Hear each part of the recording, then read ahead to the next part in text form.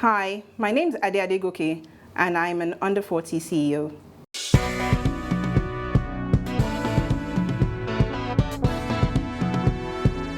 African Renaissance. The concept that the African people and nation shall overcome the current challenges confronting the continent and achieve cultural, scientific, and economic renewal is here, with young men and women taking the lead. Some call them the new school heroes.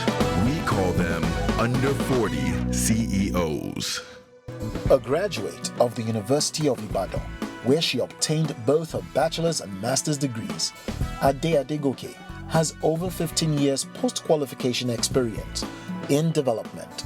She leads effectively at all levels of development cooperation, and her work experience CSR strategy formulation, sustainability reporting, management, coordination, and fundraising for poverty reduction focused development programs within Africa and internationally.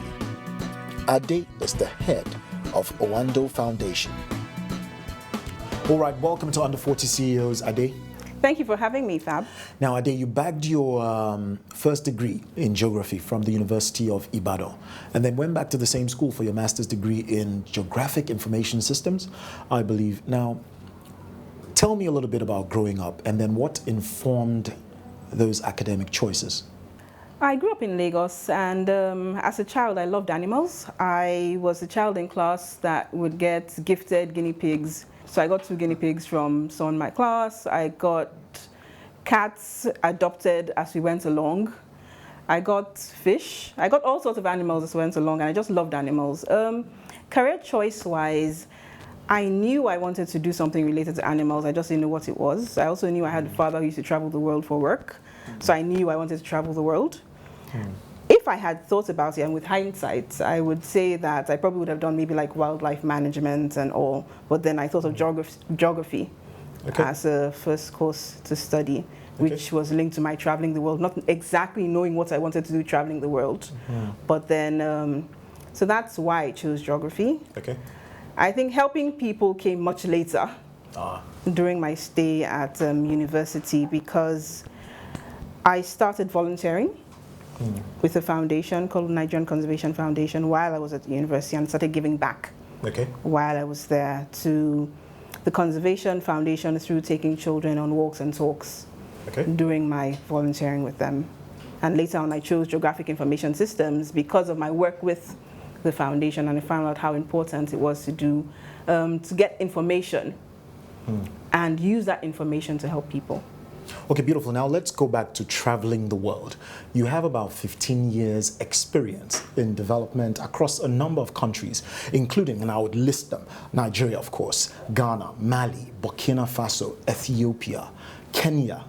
Should I go on? South Africa, Congo, Togo, Canada, US, the United Kingdom, and of course, Bangladesh. Now, that's some experience. Would you mind touching on some major highlights from these countries? Well, at this point, I'll say why I traveled the world. First of all, I traveled the world because I was working with the Nigerian Conservation Foundation first.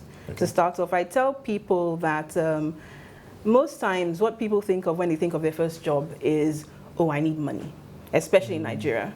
For me, my first job came about from my love of one, travel, yes, but then also because I wasn't thinking of money. And I'll give key statistics, for instance. Most of my peers, once we left university, started working in banks. Then loads of people would recruit people, and it was banking. Everybody wanted to be a banker. And at that time, I knew I wanted to serve people. I didn't know exactly how. I applied at the Nigerian Conservation Foundation. I got posted there for my NYC. And my salary was 1/10 of what my mates in the banks were earning at the time. Wow. But then what happened was, even though I was earning 1/10 of the money, I basically had a free ticket to travel almost everywhere in Nigeria. So for instance, I worked in and around 9 national parks. I worked around tiny communities along the border of Nigeria, helping them think through what alternative livelihoods they had. And working with NCF then, I was opportunity to go to places like Ghana to work with the Wildlife Conservation Society there. I was able to move on to Water Aid, a charity dedicated to water supply and sanitation, for poor people and vulnerable people across the world. So I was opportunity to work in Mali and Ghana, Burkina Faso. Once again, for me, it was tiny communities in those places, seeing how we could ensure that they got access to potable water supply and sanitation. Also leading on programs such as community-led total sanitation, which Bangladesh is the hub for progress, and also developing all the methodology around community-led total sanitation. So typically, that's why I traveled. This is Under 40 CEOs. The key highlight for me, working with WaterAid across Mali, Burkina, and Ghana, and Nigeria, is the fact that thousands of people got access to clean water, and we were actually able to see the levels of disease rates and then also health rates improve. I think that was a key thing for me. Another thing that was key for me was based on the fact that I got to train quite a lot of people across the various countries on the methodology to use to actually document data and how to prove we actually were making progress, and advocate to local governments to set up plans for local water supply and sanitation development. I was awarded a prize. Nice. For being able to transfer learning across West Africa. And I think for me, that was a major thing and major achievement, working across those countries. You're making a big difference in all of these tiny communities, but how has travel and interacting with diverse cultures, added value to you and to your firm? It's made me see different cultures and different people's perspectives. It's made me learn from them and made me transfer the learning to the work I do. So for instance, a water supply system in a small town in Malawi or in Burkina is totally different from one in a local government called Oju in Benue State in Nigeria, for instance. But what we've been able to do is transfer their learning with regards to ensuring that the system is sustainable and ensuring that community-based organizations can actually advocate for improvements in their life in communities. And I've also been able to transfer that from one sector to the other. So for instance, it's the same type of advocacy and same type of communication you require in the water sector, you can transfer it to the education sector, which I'm doing currently, working with the Owando Foundation, working with stakeholders in the foundation and across Nigerian states to ensure that there's increased access to education in the government-owned primary schools that we work. This is Under 40 CEOs. Okay, beautiful. Talking about working for Owando Foundation, you did work for Owando Foundation at some point and then left for DFID and then returned to Owando Foundation after 2 years. What were you doing in those 2 years at DFID? I worked for the Nigerian Stability and Reconciliation Program. It's a DFID funded program, and it works on conflict resolution and peace building across certain states in Nigeria. So for instance, in the northeast of Nigeria, Borno and Yobe, with regards to the Boko Haram crisis there. In the middle belt, Kaduna and Plateau states, the pastoralists and the herdsmen and conflict around there. And then in the Niger Delta, around resource mobilization, oil spills, and that's typically it. But what we did at that time, what I did with a team of people at that time is results measurements, monitoring and evaluation across the program to highlight how things could actually be done better and moved along, and different stakeholder groups could actually plan their lives a bit better and use the resources they had without actually fighting. All right, so today you're the head of Owando Foundation. So while studying geography for your first degree, did you ever think that corporate social responsibility would be a career path that you would be, towing many years down the line? I think at the time I wouldn't have called it corporate social responsibility. I knew I wanted to give back. I didn't coin it CSR. Okay. And I'll say this because I did, like I mentioned before, I actually volunteered while I was at school with the Nigerian Conservation Foundation. However, even while I was studying geography, I was part of the Geography Association. And for the 50th anniversary of the University of Ibadan, what we did was we went round, we wrote proposals. With hindsight, when I think of those proposals, I shake my head. However, we did write proposals as students and went out to market trying to get some money to fund our trip to climb the highest point in Nigeria at the time, the Chapal Wadi in Taraba State. It's called the Mountain of Death. And to go to different schools, secondary schools along the way, to talk about geography and its importance and how life wouldn't be the same without geography. So I knew at that time I would give back. I didn't know how. Further down the line, of course, I have been able to give back in various ways, personally and working with the foundation. So the foundation was set up in 2011, and it's dedicated to education in Nigeria, basic education. And the reason for us doing this is we see a need. There are quite a number of children in this country that wouldn't have a leg in if they don't have education. We have our population growth rate at 3.5% on an annual basis. It's extremely high.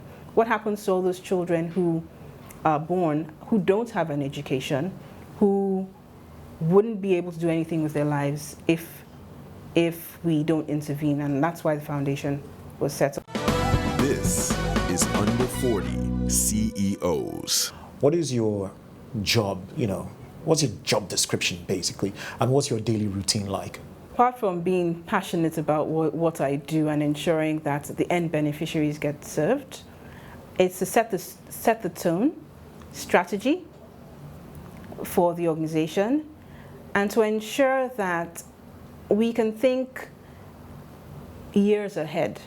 We can ensure that we get all the stakeholders we need to get in through the door. I see each of our schools as a crucible for partnership. So the foundation can only go so far with regards to our interventions with the Adopt a School program.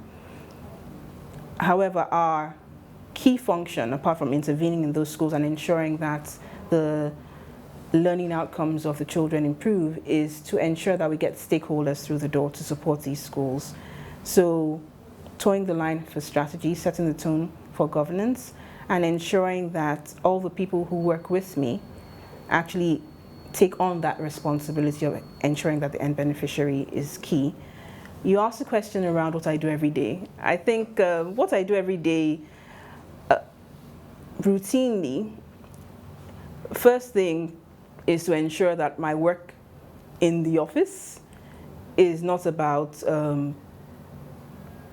punching papers or typing up numbers or anything like that. What I do is to ensure that I interact with my team and find out where exactly we're going. Are we meeting our milestones? Are we getting feedback from communities and partners? We work with local NGOs in the various states where we work.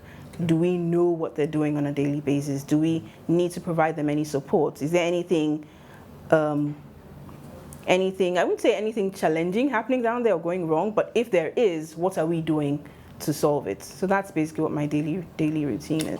All right, so talking about your team, what's your current organizational structure like at Owando Foundation? I have a team of 7 people. We have a board of trustees. We actually have board of trustees in Nigeria, the UK, and the US. The Nigerian board is basically to run the governance of the organization and for setting the tone strategy-wise. The UK and US boards are to create awareness about the situation of education in Nigeria and to raise funds. Well, I'll say resources, not funds. So resources in cash or in kind for solving the issues with regard to education in our schools in Nigeria. This is Under 40 CEOs. Ade is well versed in facilitating community meetings, supporting and guiding national and expatriate specialists, advising government officials and/or representatives of international development agencies and foundations. Ade has strong skills in project financial management, and we're hoping that she can share key lessons garnered in running a not-for-profit venture. All right, so what are the most critical lessons that you've learned and can share about running a not-for-profit organization? It has to be participatory. You've also got to be able to get the buy-in of a community where you work. You can't run a not-for-profit, and you can't. You have to put the cause first.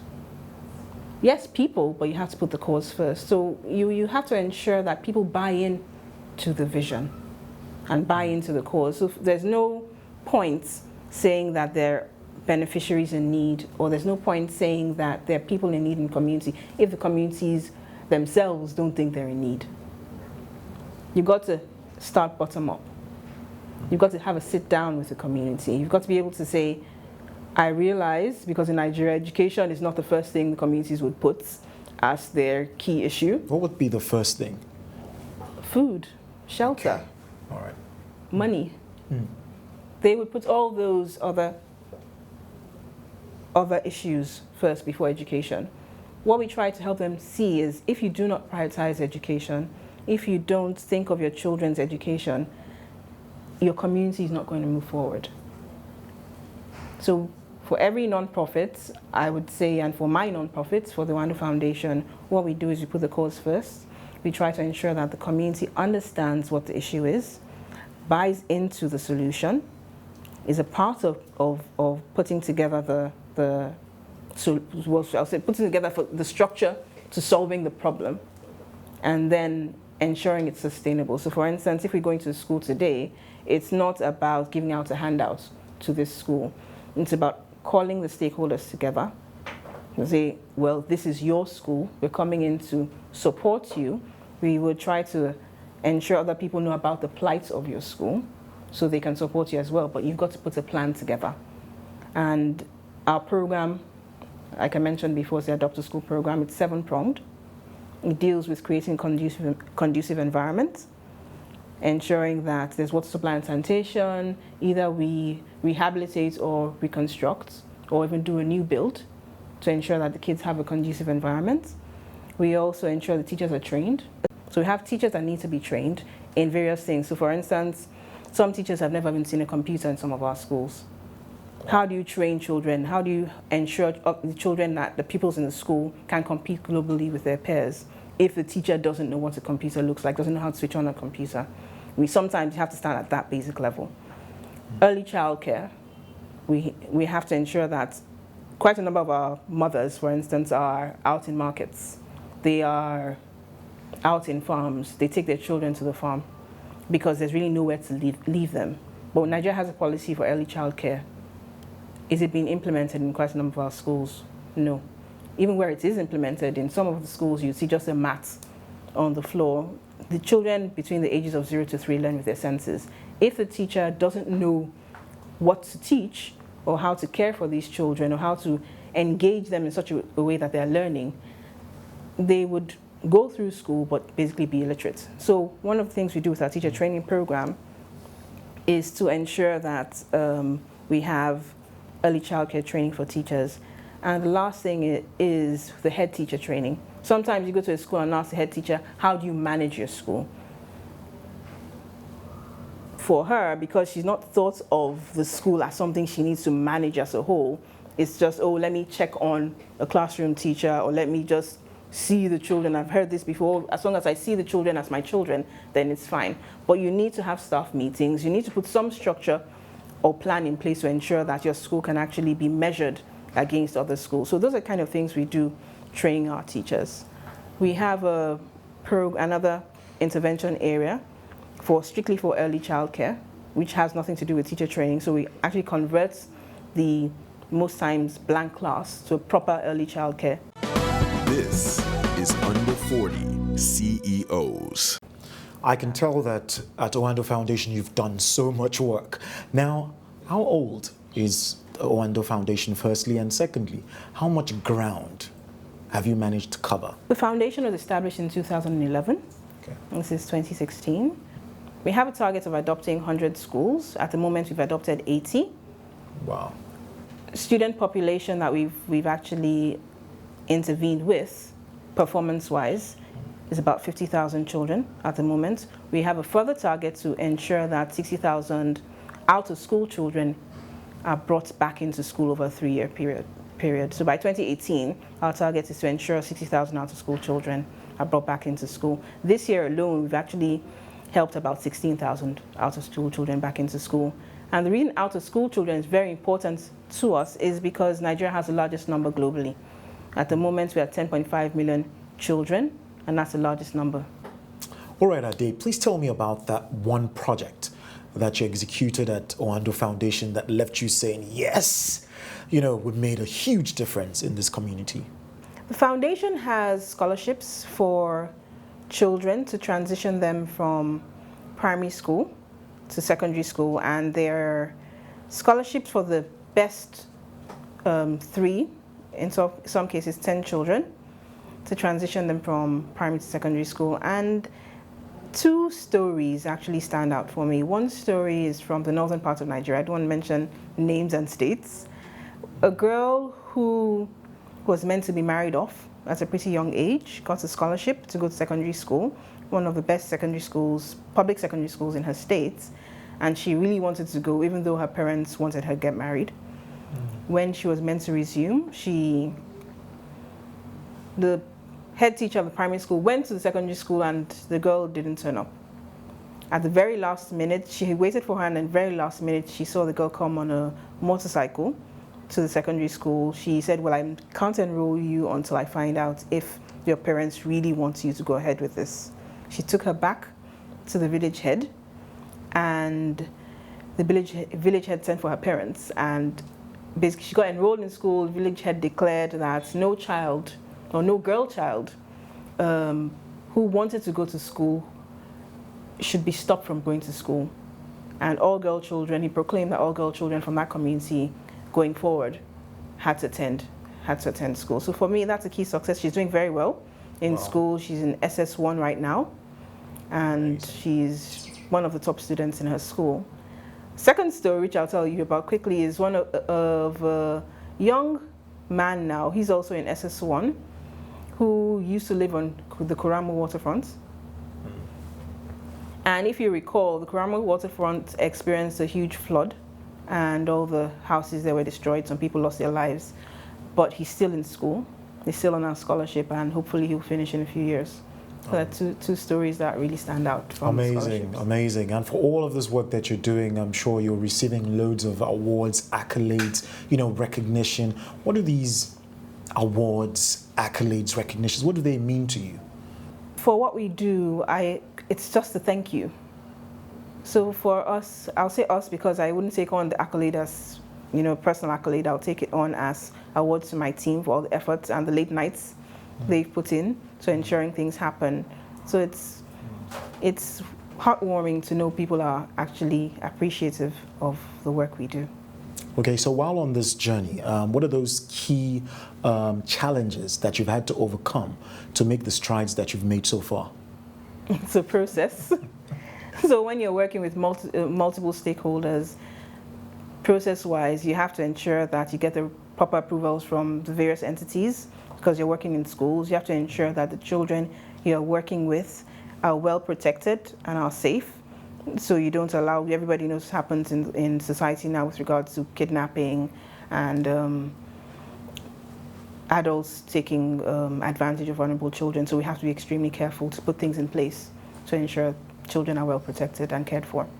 Okay, beautiful. Now, how would you describe your leadership style? I lead by example. I also lead through consultation. I want people to know that they have someone they can trust to take them on a journey and stand with them when things go wrong. This is Under 40 CEOs. Ade extensively utilizes participatory methodology and logical framework approach in project design, implementation, and reporting capacity building, and is currently adding value to thousands of lives through the foundation that she runs. But what does Ade consider valuable, and how does she spend her valuable time and resources outside of work? I seek to find out these and more. All right, I have a few quick-fire questions for you. What do you love to eat? Spicy rice. How would you describe your style? Comfortable and classy. Lovely. What other CEOs do you currently look up to? Quite a number of women CEOs who started their businesses from scratch. What are your favorite brands to wear? I don't have any. Your favorite car to drive? None. Totally clueless about cars. Wow. Your favorite travel destination then? My hometown, Abeokuta, and my husband's hometown, Accra. Your favorite book of all time? Who Moved My Cheese? I tell most young people to read it. All right. And what book are you reading right now? David and Goliath. It's Okay. about misfits and moving things along by Malcolm Gladwell.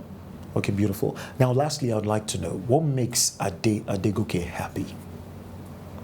Family and swimming. Beautiful. Thank you for coming on Under 40 CEOs, Ade. Thank you very much, and thank you for having me. Right. Hi, my name is Adegoke, and you can be an Under 40 CEO too.